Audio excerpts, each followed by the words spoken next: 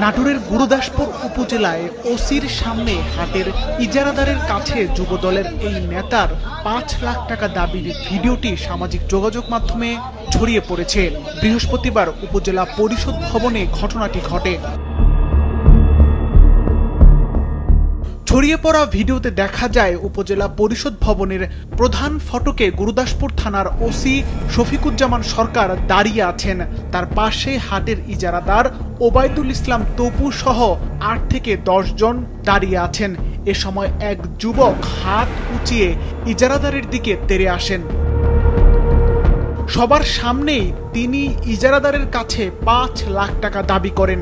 শুধু তাই নয়, গালাগাল করতে থাকলে এক সময় ওসি সবাইকে শান্ত হওয়ার আহ্বান জানিয়ে বলেন, রোজার দিন আপনারা এখন চলে যান।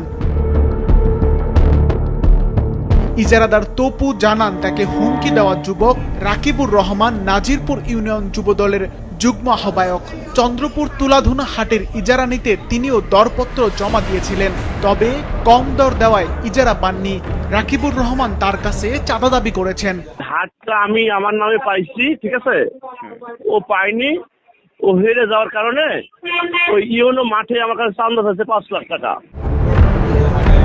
তবে যুবদল নেতা রাকিবুর রহমান চাঁদা দাবির অভিযোগ অস্বীকার করে বলেন, তিনি ইজারাদারের কাছে ১ বছর আগে ধার নেওয়া টাকা চেয়েছেন।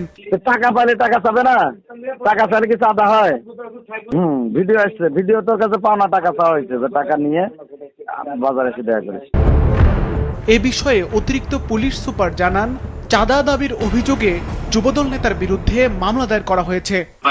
অভিযোগ যে ভাইরাল হলো ভিডিও, তো এটার প্রেক্ষিতে মামলা হয়। টিভি তাকে আপনার গ্রেফতার করেছে। শহরের এলাকায় সে আত্মগোপনে ছিল।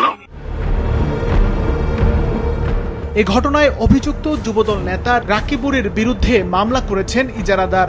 এরই মধ্যে তাকে সংগঠন থেকে বহিষ্কার করা হয়েছে, আর মামলার পর তাকে গ্রেফতার করে থানা হাজতে রাখা হয়েছে। সিফাত রহমান, মাছরাঙা নিউজ ডেস্ক।